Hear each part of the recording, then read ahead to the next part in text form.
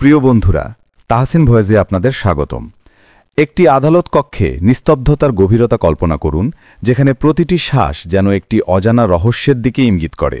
এই নীরবতার মাঝে লুকিয়ে আছে একজন বৃদ্ধের জীবনের ত্যাগ, একজন পুত্রের অদম্য সংগ্রাম এবং একটি গভীর ষড়যন্ত্রের উন্মোচন, যা সমাজের অন্ধকার কোণগুলোকে আলোকিত করবে। এই গল্পে প্রতিটি মুহূর্তে রয়েছে নাটকীয় মোড়, আবেগের ঝড় এবং সত্যের জন্য একটি অবিচল লড়াই, যা আপনাকে শেষ পর্যন্ত মুগ্ধ রাখবে। চলুন এই রোমাঞ্চকর যাত্রায় ডুবে যাই। একজন সরকারি আইনজীবী নথিপত্র বন্ধ করতে করতে বললেন, সম্মানিত বিচারক মহাশয়, অভিযুক্ত রামপ্রসাদ এই শহরের মেয়রের যানবাহনে পাথর নিক্ষেপ করেছেন। তিনি তার প্রাণের জন্য বিপদ সৃষ্টি করেছেন। এই প্রকারের দোষী ব্যক্তিদের দণ্ড প্রদান করা বিধি এবং সমাজ দুটিরই জরুরি দাবি। বিচারক চশমা খুলে ডেস্কে রেখে রামপ্রসাদের দিকে উপর থেকে নিচ পর্যন্ত দৃষ্টি নিক্ষেপ করলেন। নোংরা চাদরে আবৃত, অগোছালো চুল, ফুলে ওঠা চোখ, কাঁপতে থাকা পা। বয়স ৬০-এর অধিক, কিন্তু দেহ এমন যেন ১০০ বছরের অবসাদ বহন করছেন।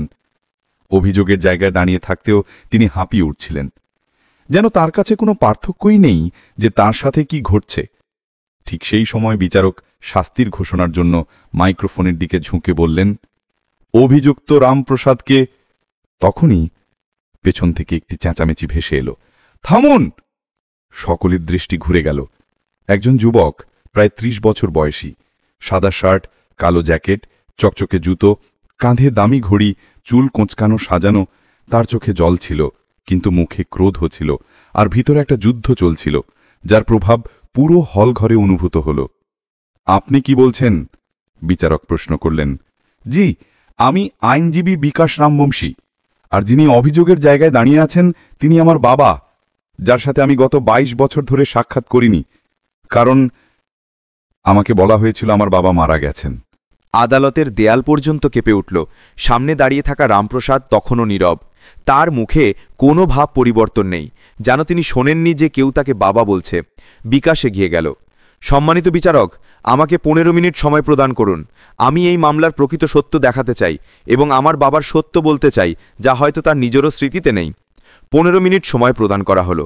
আদালতের দেয়ালগুলো এখন একটা সময়যন্ত্রে রূপান্তরিত হয়েছিল। বিকাশ বলতে আরম্ভ করল, ২২ বছর পূর্বে আমার বয়স ছিল ৮ বছর। আমাদের ছোট্ট একটা অস্তিত্ব ছিল, একটা ছোট্ট বাসস্থান, আর আমার বাবা রামপ্রসাদ একটা সরকারি বিদ্যালয়ের শিক্ষক ছিলেন। সাধারণ অস্তিত্ব, সত্যবাদী বাবা। আমার মা খুব অসুস্থ থাকতেন, আর বাবা তার যত্নে দিনরাত লেগে থাকতেন। আমাদের কাছে অধিক কিছু ছিল না, কিন্তু যা ছিল তাতেই আমরা সুখী ছিলাম। তারপর একদিন মায়ের দেহ হঠাৎ খারাপ হয়ে গেল। চিকিৎসালয়ে নিয়ে যাওয়া হলো। চিকিৎসকরা বললেন তৎক্ষণাৎ অপারেশন প্রয়োজন, ১ লাখ টাকা লাগবে। আমার বাবা হাতে পায়ে ধরলেন, সরকারি সহায়তা চাইলেন, কিন্তু কোনো সহায়তা পাওয়া গেল না। আমাদের বিক্রি করার মতো জায়গা সম্পত্তিও ছিল না, তাই বাধ্য হয়ে মাকে বাড়িতে নিয়ে আসা হলো। এর কিছুদিন পর একজন প্রভাবশালী ব্যক্তি, যিনি বিদ্যালয়ের ভূমি দখল করতে জালিয়াতি করছিলেন, বাবা সেই কোটিপতি নির্মাতার বিরুদ্ধে সাক্ষ্য প্রদানের প্রতিশ্রুতি দিলেন। বাবা সত্য বললেন, আর তার ফল হলো নির্মাতার গুন্ডারা আমাদের বাসস্থানে আগুন ধরিয়ে দিল। মা সেই আগুনে পুড়ে গেলেন। আমি আর বাবা কোনো রকমে রক্ষা পেলাম, কিন্তু সেই ঘটনা সবকিছু পরিবর্তন করে দিল। মিডিয়া বাবাকে মিথ্যাবাদী বলল, ঘুষখোর বলে চিহ্নিত করল, ব্যবস্থা তাকে নিলম্বিত করল। আমাদের ভাড়ার বাসস্থান থেকেও বিতাড়িত করা হলো। আমাকে অনাথ আশ্রমে পাঠানো হলো। আর বাবা। বিকাশের কণ্ঠ ভারী হয়ে এলো, কিন্তু তিনি নিজেকে সংযত করলেন। আমি মনে করেছিলাম আমার বাবা কাপুরুষ ছিলেন, যিনি মাকে রক্ষা করতে পারেননি, আমাকে পরিত্যাগ করে চলে গেছেন, কখনো সাক্ষাৎ করতে আসেননি। কিন্তু ১ সপ্তাহ পূর্বে আমি একজন বৃদ্ধ ভিক্ষুকের ছবি পেলাম, যিনি একটি অনাথ আশ্রমের বাইরে বসেছিলেন। আমি লক্ষ্য করলাম তার মুখ আমার চোখের সাথে মিলে যায়। তারপর আমি তাকে অনুসন্ধান করতে আরম্ভ করলাম, আর আজ আমি এখানে আপনাদের সামনে আমার সেই বাবাকে রক্ষা করতে এসেছি, যাকে আমি মৃত মনে করেছিলাম। বিচারক নীরব ছিলেন।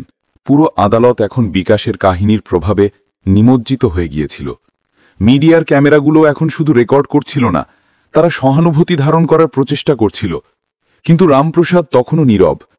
তিনি এখনও একটি শব্দও বলেননি। বিচারক প্রশ্ন করলেন, অভিযুক্ত কিছু বলতে চান?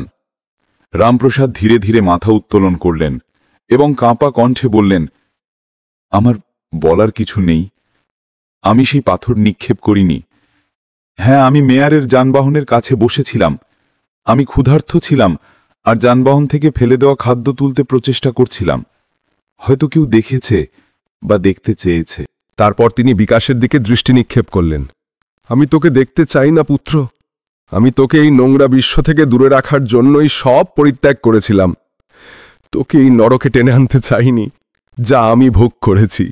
তিনি টলতে টলতে বসে পড়লেন। কিন্তু কাহিনী এখানেই সমাপ্ত হয়নি। ঠিক সেই সময় আদালতের এক কোণ থেকে আরেকজন ব্যক্তি উঠে দাঁড়ালেন। লম্বা কোট, চশমা, হাতে একটি পুরনো লেখনী বই। আমি সুরজ গুপ্তা, সাংবাদিক। আজ যা ঘটছে তার একটি বড় রহস্য আমি উন্মোচন করতে চাই। বিচারক তাকে কথা বলার অনুমতি প্রদান করলেন। সুরজ বললেন, ২২ বছর পূর্বে যখন রামপ্রসাদজি সেই নির্মাতার বিরুদ্ধে সাক্ষ্য প্রদান করেছিলেন, সেই মামলার প্রতিবেদন আমি করেছিলাম। কিন্তু আমার ওপরেও চাপ পড়েছিল। ভয়ে আমি প্রতিবেদন লুকিয়ে ফেলেছিলাম। আমার কাছে প্রমাণ আছে, ভিডিও রেকর্ডিং, সাক্ষীদের বিবৃতি, চিকিৎসালয়ের নথি, যা বলে রামপ্রসাদ নির্দোষ ছিলেন। এই মামলা মিথ্যা, একটি ষড়যন্ত্র। আর সেই নির্মাতা, যিনি এদের অস্তিত্ব ধ্বংস করেছিলেন, তিনি এখন এই শহরের মেয়র বিজয় রাও। আদালত যেন বিস্ফোরিত হল। মিডিয়ায় হট্টগোল আরম্ভ হয়ে গেল।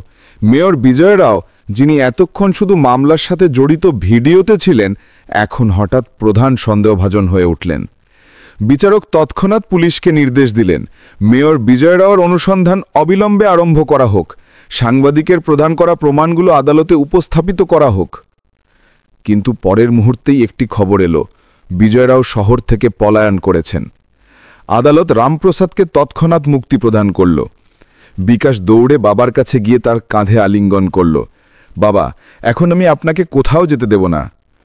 কিন্তু রামপ্রসাদের চোখ বন্ধ ছিল। তিনি অজ্ঞান হয়ে গিয়েছিলেন। ৩ দিন ধরে তিনি চিকিৎসালয়ে ভর্তি ছিলেন। চিকিৎসক বললেন, বহু বছরের ক্ষুধা, শীতলতা আর মানসিক যন্ত্রণা তার দেহকে খালি করে দিয়েছে। বিকাশ সবকিছু পরিত্যাগ করল, তার অনুশীলন, শহরের অস্তিত্ব আর চিকিৎসালয়েই বসে রইল। প্রতিদিন বলতে থাকল, বাবা উঠুন, দয়া করে উঠুন, আমি আপনাকে জীবিত থাকতে দেখতে চাই। আমি বিশ্বকে দেখাতে চাই আপনি দোষী নন, একজন বীর। চতুর্থ দিনে হঠাৎ আইসিইউ থেকে চিকিৎসকরা দৌড়ে বেরিয়ে এলেন। রামপ্রসাদজির চেতনা ফিরেছেন। কিন্তু তিনি প্রথম যে নামটি নিলেন তা ছিল অর্জুন। অর্জুনকে? বিকাশ প্রশ্ন করল। চিকিৎসক বললেন, আমরা জানি না, কিন্তু তিনি বলেছেন অর্জুনকে ছেড়ে দেবেন না। সে সব জানে, সেই আসল খেলোয়াড়। এখন কাহিনী একটি নতুন মোড়ে পৌঁছেছিল। রামপ্রসাদ রক্ষা পেলেন, কিন্তু তিনি একজন এমন ব্যক্তির দিকে ইঙ্গিত করলেন যার নাম এই মামলায় কখনো আসেনি। বিকাশ স্থির করল, এখন এই সংগ্রাম শুধু তার বাবার জন্য নয়, প্রত্যেক সেই ব্যক্তির জন্য যাদের ব্যবস্থা মিথ্যা বলে প্রমাণিত করেছে। আর অর্জুনকে? রামপ্রসাদের চোখ আইসিইউ-এর ছাদের দিকে দৃষ্টি নিক্ষেপ করেছিল। চিকিৎসকরা তার চারপাশে ছিলেন, কিন্তু তার দৃষ্টি কাউকে অনুসন্ধান করছিল না, শুধু সেই ব্যক্তিকে ছাড়া যার নাম তার মুখ থেকে ভেঙে পড়েছিল। অর্জুন সব জানে, তাকে অনুসন্ধান করে বের করো, নইলে এই শহর জ্বলে যাবে। বিকাশ একটানা বাবার মুখের দিকে দৃষ্টি নিক্ষেপ করেছিল। তিনি বুঝে গিয়েছিলেন, এটি এখন আর শুধু একটি মামলা নয়, এটি একটি খোলা গ্রন্থ, যার প্রতিটি পাতায় সত্য লিপিবদ্ধ আছে। রামপ্রসাদের চেতনা টলতে আরম্ভ করল। তিনি আবার অজ্ঞান হয়ে গেলেন। চিকিৎসক বললেন, তার বিশ্রাম দরকার, তার মাথার ওপর অনেক চাপ আছে। কিন্তু বিকাশের এখন আর বিশ্রামের প্রয়োজন ছিল না। তার উত্তর চাই, অর্জুন কে? তিনি কি রামপ্রসাদের সঙ্গী ছিলেন, শত্রু, নাকি হয়তো বিজয় রাওয়ের থেকেও বড় খেলোয়াড়? পরের দিনই বিকাশ প্রথমে সাংবাদিক সুরজ গুপ্তার সাথে সাক্ষাৎ করলেন। আপনি বলেছিলেন আপনার কাছে পুরনো নথি আছে, তাতে কি অর্জুনের কোনো উল্লেখ আছে? সুরজ কিছুক্ষণ চিন্তা করে বললেন, একবার নাম এসেছিল, খুব পুরনো লেখনী বইতে। সম্ভবত তিনি বিজয় রাওয়ের চালক ছিলেন, কিন্তু হঠাৎ অদৃশ্য হয়ে গেলেন। কেউ জানে না তিনি কোথায় গেলেন। বিকাশ তৎক্ষণাৎ একটি দল গঠন করলেন। নিজের পুরনো আইন সংস্থা এবং দুজন সাংবাদিককে সাথে নিয়ে তিনি বিজয়ের পুরনো বাসভবন, বিদ্যালয়ের ভূমির সাথে জড়িত মামলা এবং পুরনো অপরাধী সংযোগ অনুসন্ধান করতে আরম্ভ করলেন। 1 সপ্তাহ পরে তিনি সেই সূত্র পেলেন যা সব কিছু পরিবর্তন করে দেবে। উত্তরপ্রদেশের একটি ছোট্ট নগরে একজন বৃদ্ধ ব্যক্তি একটি চায়ের স্টলে পিছনে একটি ঝুপড়িতে বাস করতেন। লোকে তাকে বাবা বলে ডাকত। তিনি কখনো কারো সাথে চোখ মেলাতেন না, কারো কথায় পড়তেন না, শুধু রাতে একটি পুরনো লেখনী বইতে কিছু লিখতেন। সেই ঝুপড়িতেই বিকাশ তার দল নিয়ে পৌঁছলেন। বাবার ঝুপড়িতে পা রাখতেই বিকাশের চোখ বিস্ময়ে বড় হয়ে গেল। একটি দেয়ালে ঝোলানো ছিল একটি পুরনো ছবি, যাতে রামপ্রসাদ, বিজয় রাও এবং অর্জুর 3 জন একসঙ্গে দাঁড়িয়েছিলেন। এই ছবি সেই সময়ের, যখন রামপ্রসাদ বিদ্যালয়ের শিক্ষক ছিলেন আর বিজয় রাও ছিলেন একজন তরুণ নেতা। বিকাশ প্রশ্ন করলেন, আপনি কি অর্জুন? বাবার চোখে জল এলো। বহু বছর ধরে কেউ আমার প্রকৃত নাম নেয়নি। অর্জুন বলতে আরম্ভ করলেন, আমরা 3 জন একসঙ্গে অধ্যয়ন করেছিলাম। তারপর রামপ্রসাদ বিদ্যালয়ে মাস্টার হলেন। আমি তার বাইক চালাতাম, আর বিজয় শুধু স্বপ্ন দেখত বড় হওয়ার, ক্ষমতাবান হওয়ার। কিন্তু ধীরে ধীরে সেই স্বপ্ন বিষে রূপান্তরিত হল। সে নেতাদের সাথে মেলামেশা আরম্ভ করল, গুন্ডাদের সাথে হাত মেলাল, বিদ্যালয়ের ভূমিকে সংকীর্ণকরণে রূপান্তর করার পরিকল্পনা করল। রামপ্রসাদ বাধা দিলেন, আমিও দিয়েছিলাম, কিন্তু বিজয় আমাদের ক্রয় করতে প্রচেষ্টা করল। রামপ্রসাদ তো কখনো বিকৃত হতে পারেন না, আর আমি ভয় পেয়ে গিয়েছিলাম। হ্যাঁ, আমি ভয় পেয়েছিলাম বিকাশ। আর সেই রাতে যখন তোমার মা জ্বলছিলেন, আমি সেখানে ছিলাম। আমি সাহায্য করিনি, শুধু লুকিয়ে দেখেছিলাম। অর্জুনের কণ্ঠ কাঁপতে লাগল। আমি দেখেছিলাম বিজয় নিজের হাতে পেট্রোল ঢালছিল, আর পরে মিডিয়া এসে বলল এটা দুর্ঘটনা। আমি জানতাম যদি আমি মুখ খুলি তাহলে আমার পুত্রকে হত্যা করা হবে। আমি সব পরিত্যাগ করেছিলাম, নিজেকে মুছে ফেলেছিলাম। বিকাশের মুষ্টি শক্ত হয়ে গেল।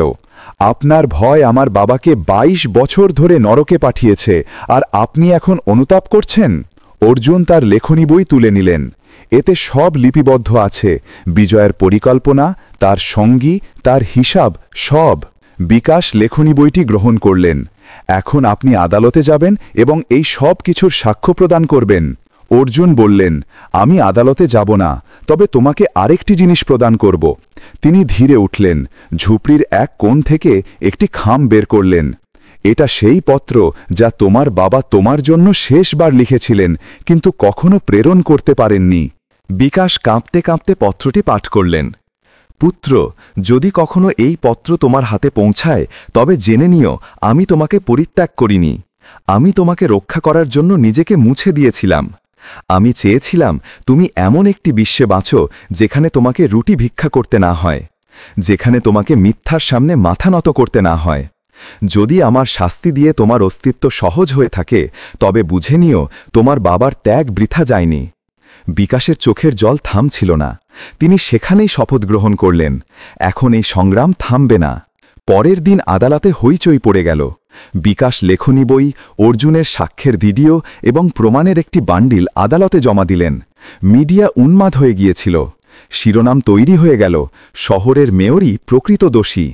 পুলিশ বিজয়কে ইন্টারপোলের মাধ্যমে অনুসন্ধান করছিল, কিন্তু এর মধ্যেই একটি ভিডিও ভাইরাল হল। বিজয় রাও দোহার একটি হোটেলে হাসতে হাসতে মদ্যপান করছেন। বিকাশ সিবিআইয়ে আবেদন জানালেন, যদি সরকার এই মামলা না তোলে তবে আমি সুপ্রিম কোর্টে যাব। কিন্তু পরের সকালে আরেকটি ধাক্কা এলো। অর্জুনের ঝুপড়িতে আগুন লেগে গেল, আর তাতে তার পোড়া দেহ পাওয়া গেল। পোস্টমর্টেম প্রতিবেদন বলল, দেহ পোড়ার আগেই মারা গিয়েছিলেন, তাকে হত্যা করা হয়েছিল। এখন মামলাটি আরও গভীর হয়ে গেল। অর্জুনকে হত্যা করা হয়েছিল যাতে প্রমাণ নষ্ট হয়ে যায়। কিন্তু বিকাশ থামার পাত্র নন। তিনি লেখনী বইয়ের কপি আগেই তৈরি করে রেখেছিলেন, এবং এখন তিনি সিদ্ধান্ত গ্রহণ করলেন, এখন আমি নিজে দোহা যাব, বিজয়কে তার সিংহাসন থেকে টেনে নামাব। বিকাশের চোখে এখন ঘুম ছিল না, শুধু একটি মুখ ঘুরছিল, বিজয় রাও, যে ব্যক্তিটি তার বাবার অস্তিত্ব কেড়ে নিয়েছিল, তার মাকে পুড়িয়েছিল, অর্জুনকে হত্যা করেছিল এবং আদালতের রায়ও ক্রয় করে নিয়েছিল। সে এখন দোহায় বসে হাসতে হাসতে মদ্যপান করছে এবং সেখান থেকেই তার পরবর্তী নোংরা খেলার স্ক্রিপ্ট লিখছে। কিন্তু এখন খেলা পরিবর্তন হবে। বিকাশ নিজেকে কালো স্যুটে শেষবার আয়নায় দেখলেন।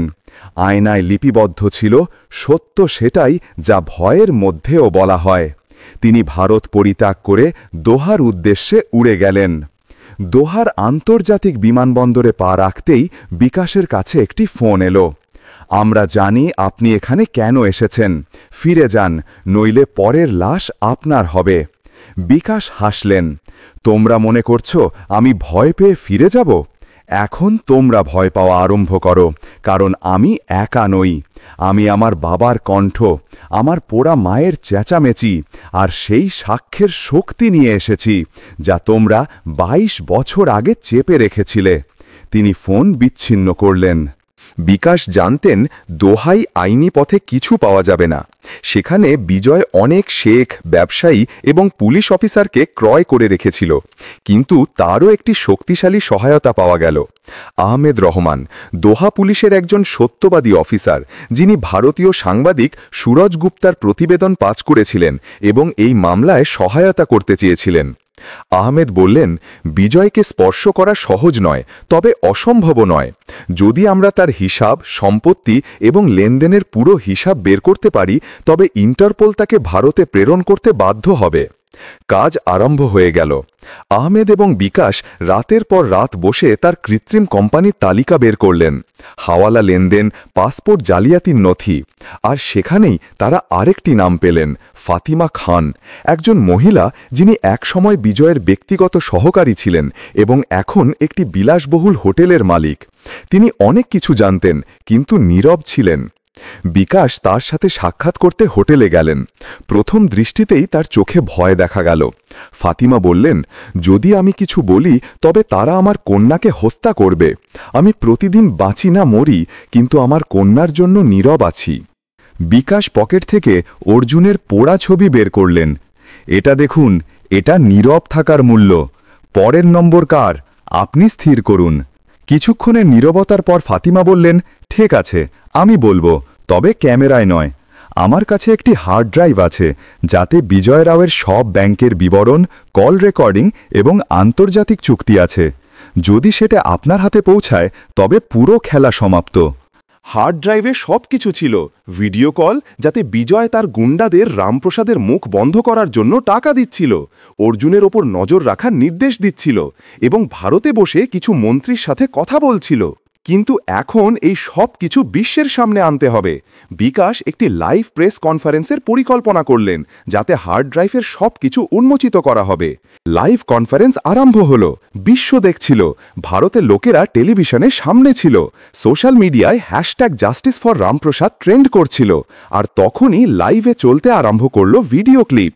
বিজয় রাও একজনকে ফোনে বলছে, রামপ্রসাদকে সমাপ্ত করো, অর্জুনকে হত্যা করো, আর যদি তার পুত্র সামনে আসে তবে তার দুর্ঘটনা করিয়ে দাও। পুরো দেশে ঝড় উঠে গেল। ভারত সরকার বাধ্য হল, ইন্টারপোল রেড কর্নার নোটিশ জারি করল এবং মাত্র 48 ঘন্টার মধ্যে দোহা পুলিশ বিজয় রাওকে গ্রেফতার করল। বিজয় রাওকে ভারতে আনা হল। আদালতে রামপ্রসাদ হুইল চেয়ারে বসে তার মুখোমুখি হলেন। তার চোখে এখন আর ভয় ছিল না, ছিল গর্ব।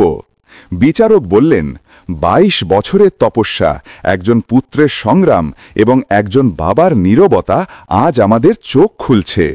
বিজয় রাওকে যাবজ্জীবন কারাদণ্ড প্রদান করা হল।